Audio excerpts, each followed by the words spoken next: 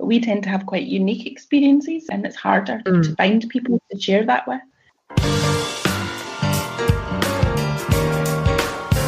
Welcome to Heart with Anna. I am Anna Jaworski and the host of your program. I am very excited about today's show to feature a very special psychologist. Today's show is entitled A Conversation with a Psychologist Born with a Congenital Heart Defect.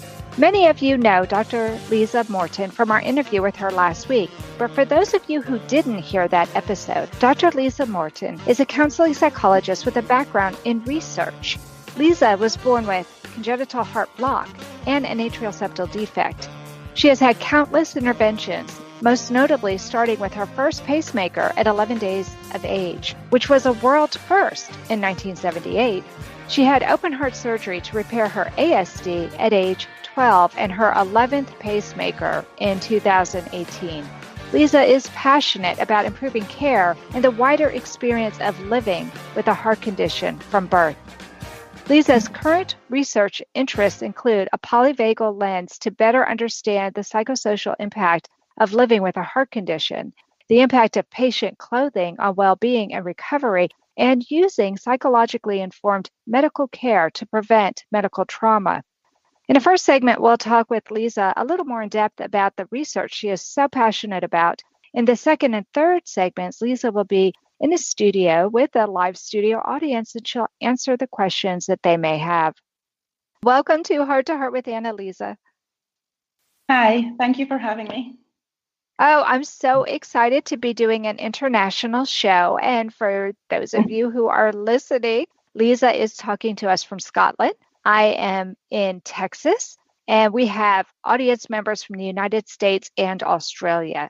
So Liza, let's talk about your research. I was so amazed when I saw your interview on YouTube, and there'll be a link to that on the website. And I was fascinated to see some of the research you've been doing over the last several years. It's really interesting. Let's talk about the polyvagal theory. That is something that we talked about in our interview last week, but I'm wondering if you can tell us a little bit more about that. What is it and what parents can do regarding this theory? I guess we spoke about this last week and I explained what the polyvagal theory was and is. I think that it provides us with a framework that is really useful because it enables us to understand our bodily experience better. And that's incredibly empowering for people, because you then have a language to use to share with others how you feel. And then being able to do that is a gift in itself, because you can then understand your own experience and explain that with others and share that. And when you can't do that, that can be psychologically harmful. Mm-hmm. An example from personal experience would be when I was growing up, my pacemaker was at a fixed rate, so my heart rate couldn't go up or down until I was 12. And I found that quite limiting. But at the time, we were told that I should be able to function normally, and I should be able to just do what other kids were doing, but physiologically I couldn't, and that was incredibly confusing. So I think it is important that we are able to share our bodily experience with other people. And usually that's something that would happen naturally with peers. But if your body works a little bit differently, then that can be isolating. So I think this perspective also, there's a real importance within the polyvagal theory about safety. It highlights the importance of safe relationships. That then provides a framework to inform how things could maybe be better for this population. For example, having compassionate loved ones during times of stress is incredibly important.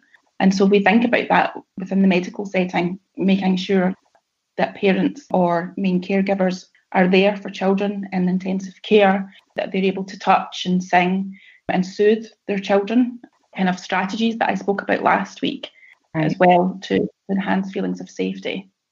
Right. I think that's very interesting, and times have changed so much, and it's research like this that have helped us to have a much more improved experience for the patients and for their families too.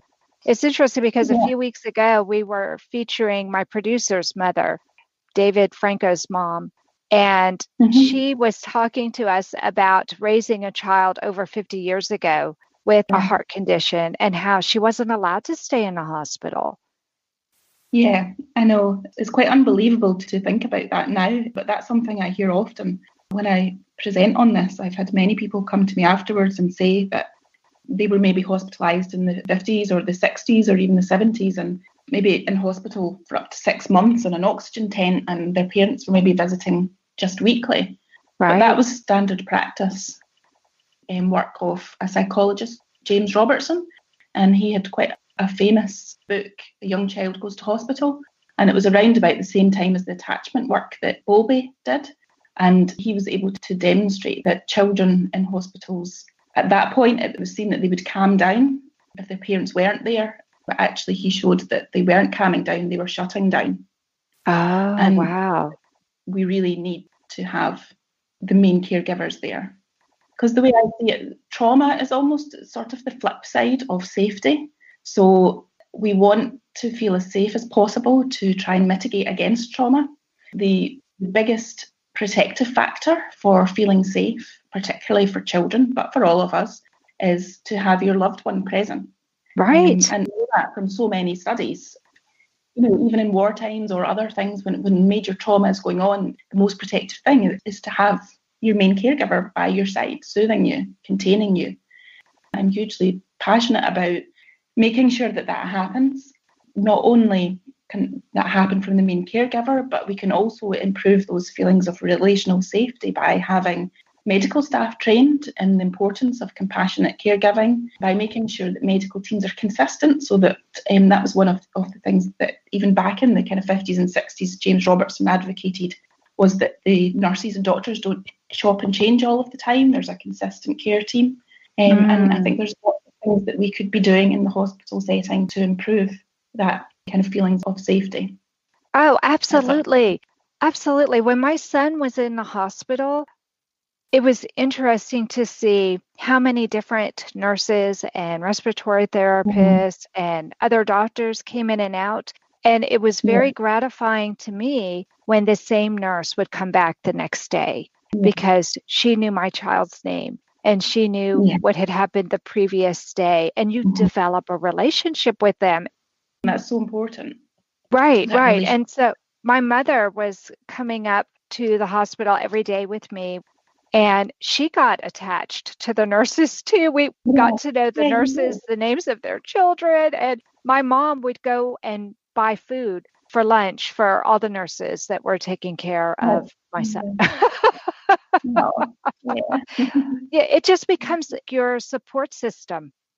It does. And I think that that's one of the issues for the adult population today, because although hopefully this understanding is growing with children and things have improved, what we have are today's adult population have missed out because they may not have had that in childhood, or their parents may not have been there. But then we also have huge problems with inconsistency of care for adults because services haven't evolved in time to meet our needs. That again creates uncertainty on top of the uncertainties of the condition itself as well.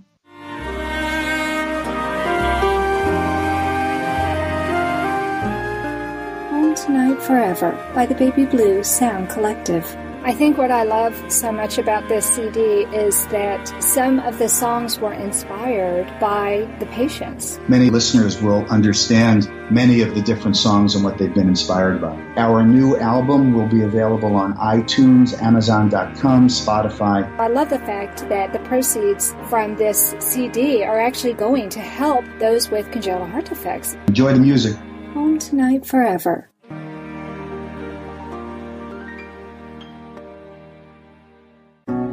Texas Heart Institute were offering us a mechanical heart, and he said, "No, Dad, I've had enough. Give it to someone who's worthy." My father promised me a golden dress to twirl in. He held my hand and asked me where I wanted to go.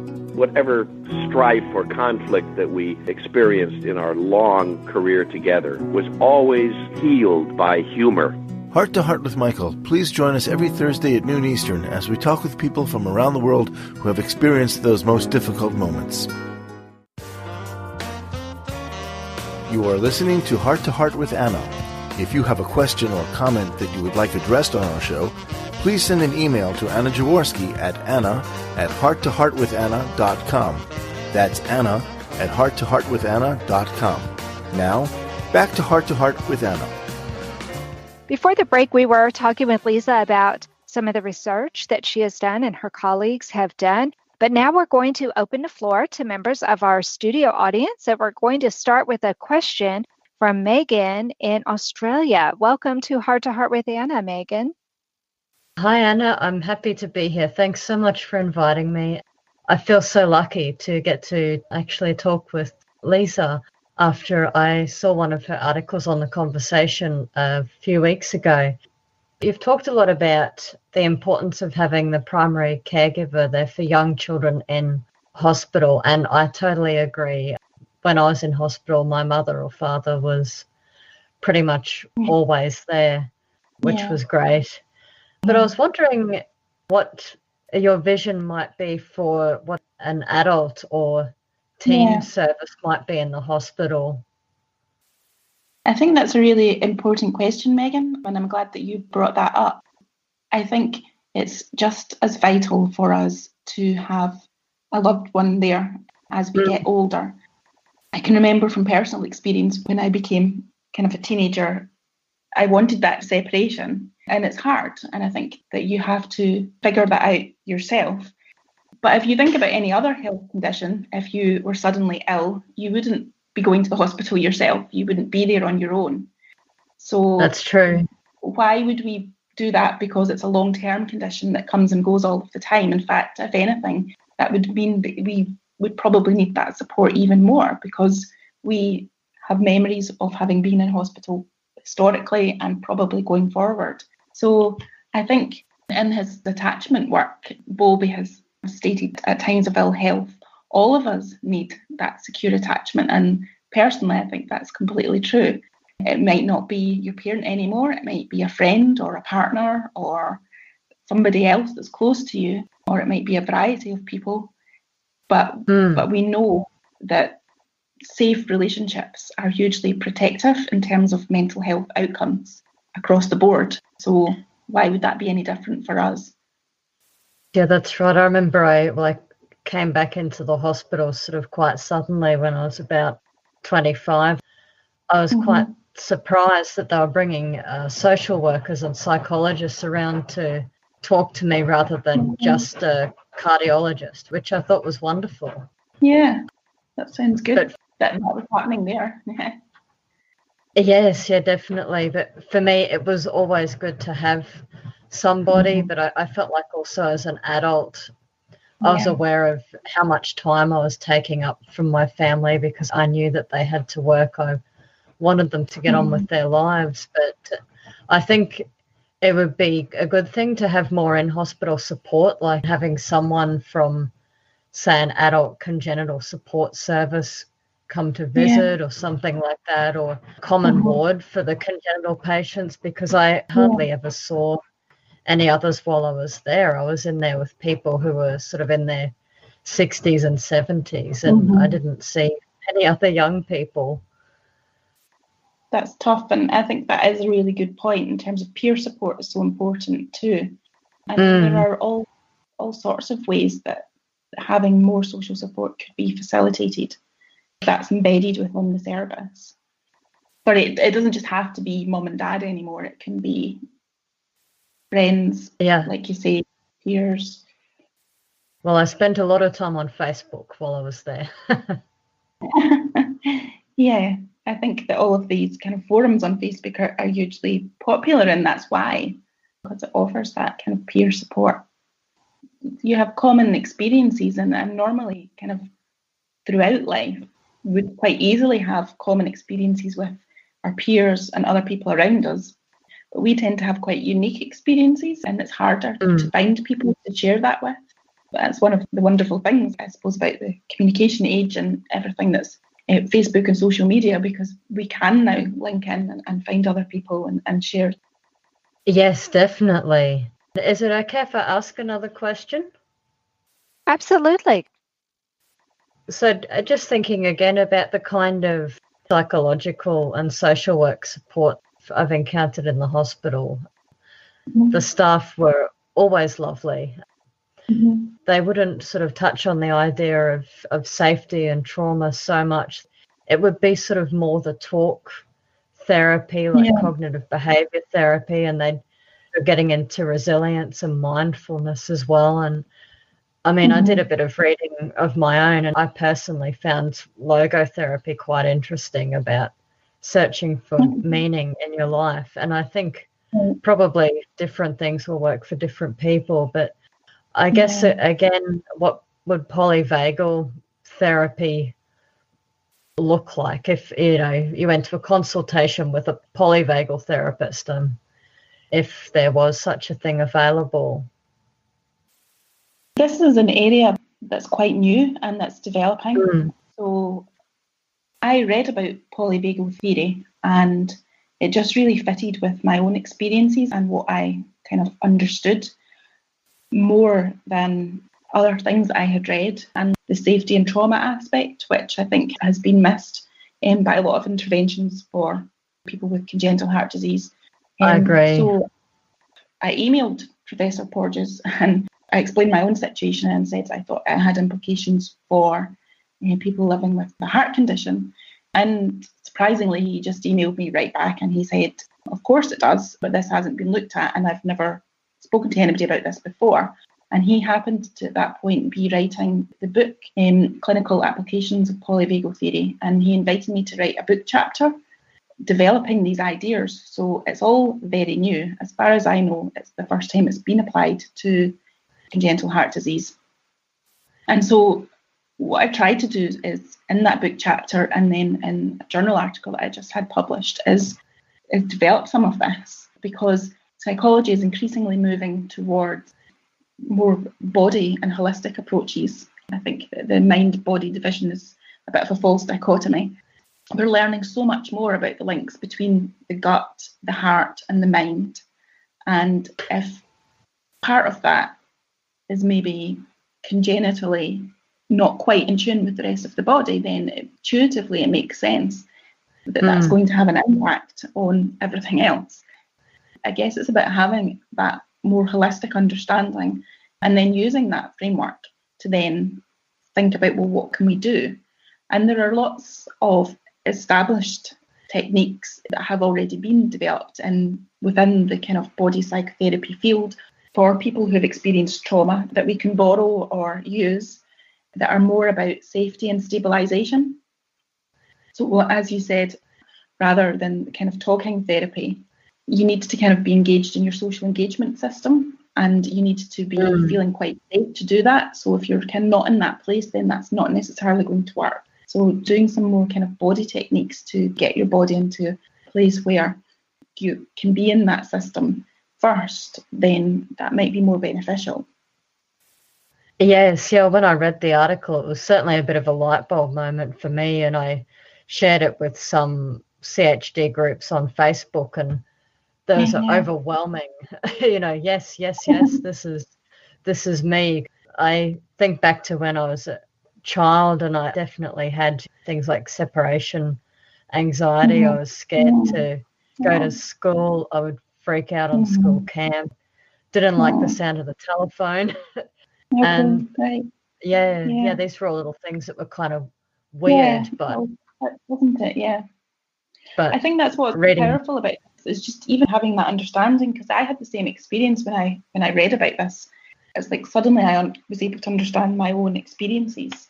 Because I've always had unexplained physical symptoms that were never put down as having anything to do with the cardiac condition, but I thought myself there must be some link here. And just suddenly it made sense, and I think that's incredibly empowering. I think, okay, I can understand. That's right. What's happening here, and then you can share that, and then you can do things about it as well. Yes, that's true. I have done a lot of reading into CHD just to try and learn, and you know, it's amazing how often I see things and go, well, isn't that strange? I've always thought that. It's something that I've been told isn't linked or shouldn't be happening. And that's psychologically, that's very distressing, isn't it, when you're told you shouldn't be feeling something that you are feeling, because that's incredibly confusing. Well, it was. And to me, I would feel like gee, are the adults lying to me? And I know now that they probably weren't. They're probably just saying what they knew at the time, but I always almost felt like people lying to me. I think that what's happened is the medicine has come on so far in the last 50 years, and it's amazing because all of us wouldn't be here. So that's a huge success. But I think that a lot of us are now dependent on medical treatments that are perhaps less humanized and then, would be a normal human experience. And we haven't really caught up with that in terms of the psychological and emotional impact. That just hasn't been considered. I think we've got quite a bit of catching up to do. Yes, I think particularly for adults. I was visiting a children's hospital recently, and it was just beautiful. I mean, they'd set it up just like a home. They had activities for the children, music therapy. The parents were welcomed, and they had a common room with meals and things like that. Yeah, it was amazing. Yeah. Mm-hmm. Anna Jaworski has written several books to empower the Congenital Heart Defect, or CHD, community. These books can be found at Amazon.com or at her website, www.babyheartspress.com. Her bestseller is The Heart of a Mother, an anthology of stories written by women for women in the CHD community. Anna's other books, My Brother Needs an Operation, The Heart of a Father, and Hypoplastic Left Heart Syndrome, a handbook for parents, will help you understand that you are not alone. Visit babyheartspress.com to find out more.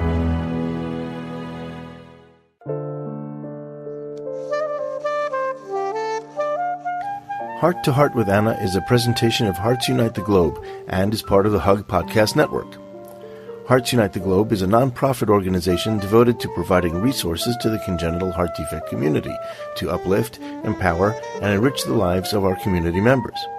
If you would like access to free resources pertaining to the CHD community, please visit our website at www.congenitalheartdefects.com for information about CHD, the hospitals that treat children with CHD, summer camps for CHD survivors, and much, much more. Before the break, we were talking with Liza, and we actually had a member of our studio audience, Megan Tones, all the way from Australia, who was asking Liza some more questions about the polyvagal theory. It was really fascinating. Now we have a member of our studio audience from Austin, Texas. Welcome to Heart with Anna, David. I'd like to ask a question, and I need to start with a little bit of history. I'm 52 years old, and recently we spoke about the touching when you're a child, about the adult. They mentioned actually skin-to-skin contact. My father would have also called it caressing the baby, feeling the touch of the parents. And I know there are studies that show it, but is there anything that particularly stands out when a person is neglected like that? And do you see things that are actually typical that happen? If they don't have that, do you mean? Yes, correct. If there's no contact, if there's if the child is isolated for a while. We know that touch is incredibly important. There was a study done back around the 50s on Harlow's monkeys. I don't know if you've heard of them. It's a very famous psychology study where monkeys were left in isolation without their mother. And the ones who had some kind of fabric that was soft and reassuring were the ones that did best. And there's also been a lot of work done by Bowlby on attachment. And this was in the early days. And since then, going forward, this has all been backed up by a lot of neurological studies. So we know that touch is incredibly important for normal neurological development and attachment, secure and safe attachment. And the attachment that we have with our early care providers provides the template going forward for future relationships. So it's incredibly important. I see. And more recently, there have been studies on things like what they call kangaroo care. So when they have premature babies, when they're held next to mum's skin or dad's skin, they tend to put on weight and have higher rates of survival. So There are a lot of studies out there, many of which I've cited and drawn on in my own work. And we also know things like when a doctor provides a reassuring touch, so even just a handshake, there is enhanced survival rates. So just simple things like that. Yes. I can remember I had surgery just last summer to have lead extraction. And one of the things that I really remember is that when I was waiting pre-operatively, obviously quite anxious, the surgeon came to see me beforehand and he just patted my leg before he left and said, well, I'll see you in theatre. And just that one gesture, I just immediately felt safe and reassured. Right. So these things do matter, much more so than we previously thought, I think. I mention this because through many parts of my early life, when I was left alone, much like you, I was given a pacemaker at an early stage, not as early as you, but I had an early pacer implanted, and I was constantly being checked and being catheterized, hospitalized, poked, prodded, and it was almost very normal to me. And I'm wondering if I was conditioned for that setting because of how I was brought up as an infant. And I guess it could affect everyone differently. But can a person have PTSD and not recognize the symptoms? If you're looking at it formally, PTSD has got two different types. So the first type is simple PTSD, where you have maybe one incident, say a car accident, and you maybe relive that experience and you have, like, your body gets stuck in like the red light's on and you're in that alarm place and you maybe have flashbacks. There's a second type of PTSD, which is complex PTSD. And that's when you've had more than one traumatic event. And usually they kind of build up over time. And some of that can be relational as well. So that some of the people involved in your life, maybe that you've loved, caused harm. And so I think that when we're talking about congenital heart disease and people have had multiple interventions, it's probably more of a complex PTSD picture. The characteristics of that are just generally being more anxious and more hypervigilant, maybe having nightmares, flashbacks. And the way I see it, I'm not a psychiatrist and I don't tend to work with diagnostic categories. I think that it's more helpful to just provide a fuller understanding of that person's bodily experiences. And that's why I like the polyvagal theory that I've spoken about, because it's not so much in terms of diagnosing somebody with they do or they don't have that. I don't think it's that black and white. I guess if you look at it from a polyvagal perspective, what you would be saying is that we're maybe, when you've had many traumatic experiences and maybe if you have an underlying heart condition, then you're maybe more likely to go into a mode where your body feels threatened. Does that make sense? Absolutely. It's not that you're different or in some different category. It's just that because of your bodily experiences, then you're maybe more likely to go into that mode where you feel like something bad is going to happen. To me, that just absolutely makes sense, because if a lot of bad things have happened to you, then why wouldn't you feel like that? Your body's kind of become programmed to do that. And I also think that potentially because of the heart condition itself, because our heart rate is so integral to how our body decides whether or not the environment is at risk or not, then if that's a little bit out of kilter, then we might be more likely to go into that mode too. I wouldn't advocate diagnosing everybody with PTSD. I think it's more of a spectrum, and it's more kind of thinking of it that way and thinking, well, actually, maybe I'm just a bit more vulnerable, and therefore maybe it would be helpful for me and my body to recognise that and then have strategies to get back into a place of feeling safe. I think it's so important.